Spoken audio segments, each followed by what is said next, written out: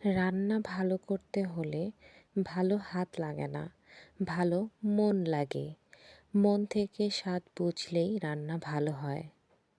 রান্না ভালোবাসার অংশ। ভালো মানুষের রান্না এবং ভালোবাসা দুইটাই ভালো হয়। পৃথিবীর সবচেয়ে নামী শেফ নিজের রান্নার জন্য একদিনেই বিখ্যাত হয়ে যায়নি।